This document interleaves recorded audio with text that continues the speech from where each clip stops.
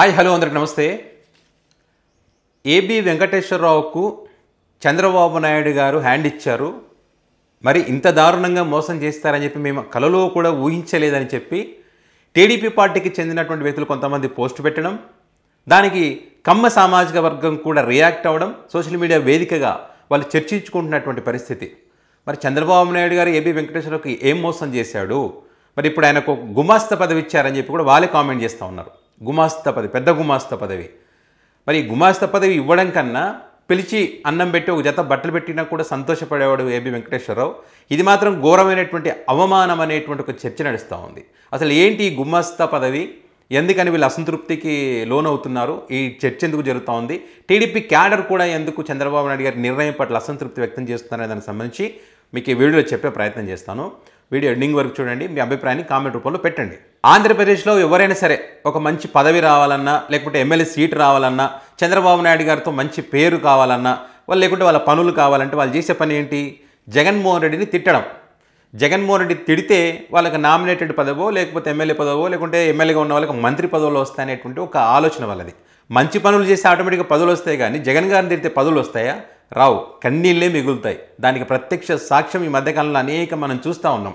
SP Subbareddy గారు చూసాం కదా, ఆయన ఎప్పుడైతే జగన్ గారికి వార్నింగ్ ఇచ్చారో, వార్నింగ్ ఇచ్చిన తర్వాత తిరుపతిలో కన్నీళ్ళు పెట్టుకున్నారో, ఘటన జరిగిన తర్వాత కన్నీళ్ళు పెట్టుకోవాల్సినటువంటి పరిస్థితి వచ్చిందని మనం చూసాం. ఇట్లా అనేక మంది, ఒకరి కాదు ఇద్దరుగా చాలా పెద్ద లిస్టే ఉంది అట్లా చెప్పాలంటే. సో ఇప్పుడు ఈయన మన ఏబి వెంకటేశ్వరరావు గారు కమ్మ సమ్మేళనంలో సంబంధించి ఏ రకంగా మాట్లాడారు మనం చూసాం. వాడు వీడు విషవృక్షం అని చెప్పి ఎంత దారుణాతి దారుణంగా ఆ వ్యక్తి, అంటే ఒక డిఐజీ స్థాయి అధికారి, ఆ స్థాయి అర్హత కలిగినటువంటి అధికారి ఆ రకంగా మాట్లాడచ్చు ఒక ముఖ్యమంత్రికి సంబంధించి. ఆయన ఎట్లాగో అప్పుడు ఐఏఎస్గా ఉన్నప్పుడు ఎప్పుడు కూడా ఆయన సెల్యూట్ చేసింది లేదు ముఖ్యమంత్రికి. సో ఆ రకంగా ఆయన మాట్లాడేటువంటి పరిస్థితి మనం చూసాం. చూసిన తర్వాత చాలామంది మేధావులు ఏమన్నారు, ఏబి వెంకటేశ్వరరావు గారు మాట్లాడే దాంట్లో తప్పే ఉంది, కరెక్టే మాట్లాడారు కదా అని చెప్పి ఆయన తరఫున అనేక మంది మేధావులు, మరి న్యూట్రల్ జర్నలిజం చేస్తామని చెప్పేటువంటి జర్నలిస్టులు అందరూ కూడా సపోర్ట్ చేస్తారు ఆయన మాటల్ని. సరే, జగన్ గారిని వ్యతిరేకించడం వేరు, కానీ ఈ రకంగా మాట్లాడిన తప్పు అనేటువంటి దానికి సంబంధించి ఎక్కడ కూడా వాళ్ళు మాట్లాడలేదు. ఇప్పుడు వాళ్ళు కూడా ఏడ్చేటువంటి పరిస్థితి. ఎందుకంటే మొన్న అంత మాట్లాడిన అంత జరిగిన తర్వాత ఈ రిటైర్ అయినటువంటి వ్యక్తులకు మంచి మంచి పదవులు కల్పిస్తూ ఉన్నాడు చంద్రబాబు నాయుడు. రిటైర్ అయిన తర్వాత కూడా వాళ్ళకు అనుకూలంగా ఉన్నటువంటి వ్యక్తులకు ప్రభుత్వ సలహాదారులు గాను, లేకపోతే ఆర్టీసీ చైర్మన్లు కానీ ఇట్లా ఏర్పాటు నియామకం చేస్తూ ఉన్నారు, పదవులు ఇస్తూ ఉన్నారు. సో ఈయనకి ఏం చేయాలనుకున్నారు వాళ్ళు, ఏబి వెంకటేశ్వరరావు గారికి ఏదైతే ప్రభుత్వ సలహాదారుడుగా అవకాశం లభిస్తుంది, ఇంకా మొత్తం చక్రం తిప్పవచ్చు అనేటువంటి ఒక ఆలోచన వీళ్ళు చేశారు.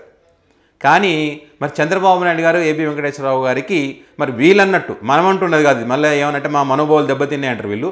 వీళ్ళ టీడీపీ పార్టీకి చెందినటువంటి వాళ్ళే అంటారు పెద్ద గుమాస్తా పోస్ట్ ఇది అని చెప్పి.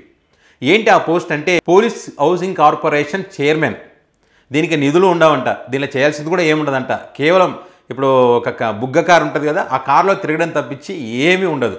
ఇది ఒక ద్వితీయ శ్రేణి నాయకులు ఎవరైతే ఉంటారో వాళ్ళకి ఇచ్చేటువంటి పదవిని ఈయనకిచ్చి అవమానపరిచారు చంద్రబాబు నాయుడు. ఇది ఎంతవరకు కరెక్ట్ అనేటువంటిది వాళ్ళ బాధ. ఎందుకంటే ఈయనతో పాటు పనిచేసినటువంటి అనేక మందికి కీలక పదవులు ఇచ్చారు. ఇక్కడ మాజీ డీజీపీ ఆర్పి ఠాగూర్ గారికి ప్రభుత్వ సలహాదారుగా ఇచ్చారు. ద్వారకా తిరుమలరావు గారికి ఏమో ఆర్టీసీ చైర్మన్ ఇచ్చారు.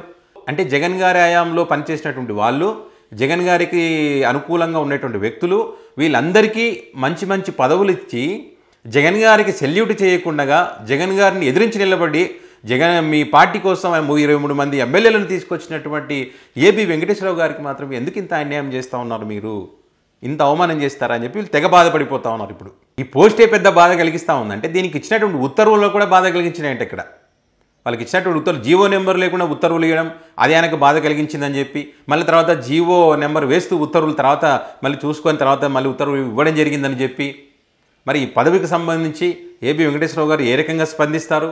ఇప్పటికే కొంతమంది మంత్రిగా పనిచేసినటువంటి కొంతమందికి ఇలాంటి పదవులు ఇస్తే వాళ్ళు తిరస్కరించారు. కొంతమంది ఏమో సైలెంట్గా పదవి చేపట్టకుండా సైలెంట్గా ఉన్నారు. కొంతమంది పదవి చేపట్టిన తర్వాత రాజీనామా చేసి వెళ్ళిపోవాలనే ఆలోచనతో కొంతమంది ఉన్నారు. మరి అదేవిధంగా ఏబి వెంకటేశ్వరరావు గారు కూడా అదే రకంగా మరి పదవి చేపట్టిన తర్వాత రాజీనామా చేసేటువంటి అవకాశం ఉంటుంది. ఇంతకన్నా ఘోర అవమానం ఏమీ లేదనేటువంటి బాధ ఆయనలో కూడా ఉంది అనేటువంటి అభిప్రాయాలను వీళ్ళు వ్యక్తం చేస్తూ ఉన్నారు. పార్టీ కోసం కష్టపడి ఆయన మీద ఒక ముద్ర పడేటట్టు చేసుకొని త్యాగం చేస్తే చంద్రబాబు నాయుడు గారు విశాల హృదయంతో ఇచ్చినటువంటి పోస్ట్ ఇది, మేము ఎక్స్పెక్ట్ చేయలేదని చెప్పి కూడా మరి ఏబి వెంకటేశ్వరరావు గారికి చెందినటువంటి సామాజిక వర్గం సీరియస్ అవుతా ఉందని చెప్పి టీడీపీ క్యాడర్ కూడా సీరియస్ అవుతా ఉన్నారని చెప్పి ఇదే రకంగా చంద్రబాబు నాయుడు గారి నిర్ణయాలు కనుక తీసుకుంటే భవిష్యత్తులో పార్టీకి సపోర్ట్ చేసే వాళ్ళ సంఖ్య తగ్గిపోతుంది. ముఖ్యంగా ఏ సామాజిక వర్గం అయితే మనం గెలవాలని కోరుకుందో, ఏ సామాజిక వర్గం అయితే జగన్మోహన్ రెడ్డి ఓటమికి పనిచేశారో ప్రపంచవ్యాప్తంగా ఉన్న వాళ్ళందరూ ఏకమయ్యి మరి అలాంటి సామాజిక వర్గానికి అవమానం కలిగించడం అనేటువంటిది కరెక్ట్ కాదు అనేటువంటి ఒక సీరియస్ చర్చ జరుగుతూ ఉందంట వీళ్ళ మధ్యలో. కానీ చంద్రబాబు నాయుడు గారేమో మరి వీటన్నిటిని ఏవి కూడా పట్టించుకోవడం లేదంట. ఎందుకంటే మొన్న ఆయన మాట్లాడినటువంటి మాటలు కానివ్వండి, అదేవిధంగా ఒక సామాజిక వర్గం అనేటువంటి ఒక ముద్ర ఆయన పైన గట్టిగా ఉన్నటువంటి క్రమంలో అది కొంత డ్యామేజ్ కూడా అయింది. వేరే సామాజిక వర్గం కూడా పార్టీకి దూరం అయ్యేటువంటి పరిస్థితులు వచ్చాయి. పైగా ఈ రెడ్ బుక్ రాజ్యాంగం ఏదైతే నడిపిస్తూ ఉన్నారనేది ఒక ఏదైతే చర్చ జరుగుతూ ఉందో దానికి మొత్తం కర్త కర్మ క్రియ అన్ని కూడా ఏబి వెంకటేశ్వరరావు అనేటువంటి పేరు కూడా ఉంది. కాబట్టి ఇలాంటి టైంలో ఈయన తీసుకుంటే కనుక ఖచ్చితంగా ప్రభుత్వానికి చెడ్డ పేరు వస్తుంది. ఇప్పటికే ప్రభుత్వం ఈ పథకాల అమలు సంబంధించి చాలా ఇబ్బందులు పడుతున్నటువంటి క్రమంలో, ప్రజల నుంచి వ్యతిరేకత వస్తున్నటువంటి క్రమంలో మళ్ళీ ఈయన కనుక ప్రభుత్వ సలహాదారు పోస్ట్ కనుక ఇస్తే ఖచ్చితంగా ఇది ఒక వర్గానికి అనుకూలంగా పనిచేస్తున్నటువంటి ముద్ర ఖచ్చితంగా ఉంటుంది. మిగతా సామాజిక వర్గాలన్నీ కూడా దూరం అవుతాయనేటువంటి ఒక అంశాన్ని పరిగణలోకి తీసుకొని మరి చంద్రబాబు నాయుడు గారు ఏదో తూతూ మంత్రంగా ఆయనకి ఈ హౌసింగ్ కార్పొరేషన్ చైర్మన్ పదవి ఇచ్చారనేటువంటిది ఒక ఆయన కొంతమంది టీడీపీ పార్టీ నాయకులు చెప్తున్నటువంటి పరిస్థితి. అంతేకాకుండా జగన్ గారి హయాంలో ఈయన మీద ఉన్నటువంటి కేసులు ఇవన్నీ కూడా ఎత్తేస్తూ మరి ఉత్తర్వులు కూడా ఇవ్వడం జరిగింది. మరి ఇంతకన్నా ఏం చేస్తారు అనేటువంటి అభిప్రాయం కూడా వీళ్ళలో ఉంది. చేయాల్సిందంతా చేస్తూ ఉన్నారు కదా. మరికొంతమంది ఏంటంటే ఏబి వెంకటేశ్వరరావు గారు మొదటి నుంచి కూడా ఇదే రకంగా ప్రవర్తించడం ద్వారా, అంటే గతంలో ఇదే సామాజిక వర్గానికి చెందినటువంటి వాళ్ళు అనేక మంది జగన్ గాయారంలో అనేక కీలక పదవులు అనుభవించినటువంటి వాళ్ళు ఉన్నారు. సో మరి వాళ్ళు చేయనటువంటి వాళ్ళ పని వాళ్ళు చేసుకుంటూ వెళ్తే ఈయన చేయాల్సిన దానికంటే ఎక్కువ ఓవర్ యాక్షన్ చేశారు. కాబట్టి ఇప్పుడు ఈయనకు అనుకూలమైనటువంటి ప్రభుత్వం వచ్చినా కూడా ఈ ఓవర్ యాక్షన్ వీళ్ళకు ఇబ్బంది అవుతుందని చెప్పి మరి వీళ్ళు ఏదైతే ఎక్స్పెక్ట్ చేశారో అది ఇవ్వలేదు అనేటువంటి అభిప్రాయాలు కూడా ఉన్నాయి. సో ఇక్కడ జగన్ గారిని తిడితే పోస్టులు వస్తాయనే భ్రమలో వీళ్ళందరూ బతుకుతూ ఉన్నారు. సో జగన్ గారిని తిట్టేటువంటి క్రమంలో వీళ్ళ ఓవర్ యాక్షన్ వల్ల వాళ్ళ సామాజిక వర్గమే చీదరించుకునేటువంటి పరిస్థితి వచ్చింది. మరి మిగతా సామాజిక వర్గాలు మొత్తం కూడా మరి దూరం అయ్యేటువంటి పరిస్థితిని వీళ్ళు తీసుకొచ్చారు. కాబట్టి ఈయన ఓవర్ యాక్షన్ ఈయన కొంప ముంచింది, లేకపోతే ఇంకా ఉన్నతమైనటువంటి పదవి ఆయనకు దక్కేది. కానీ దక్కకపోవడానికి కారణం ఆయన చేజేతిలో చేసుకున్నటువంటి పని, ఆయన వ్యవహార శైలి దీనికి ప్రధాన కారణం అనేటువంటి అభిప్రాయాలు కూడా గట్టిగానే వినిపిస్తూ ఉన్నాయి. కాబట్టి జగన్ తిట్టడం అనేసి జనం మనసు గెలుచుకునేటువంటి పనులు చేస్తే ఖచ్చితంగా మంచి పదవులు వస్తాయి, ప్రజల్లో కూడా మంచి స్థానాన్ని సంపాదించుకుంటారనే విషయాన్ని గుర్తుపెట్టుకోవాలి.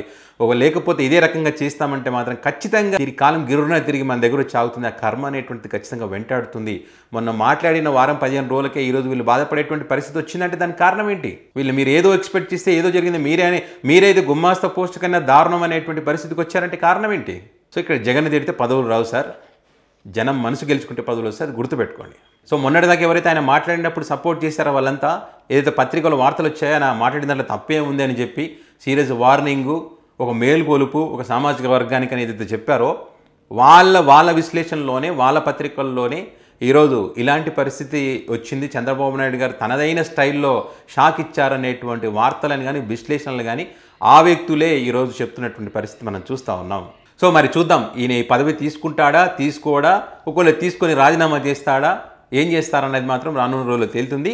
సో ఈ అంశానికి సంబంధించి మీ అభిప్రాయాన్ని కామెంట్ రూపంలో పెట్టండి.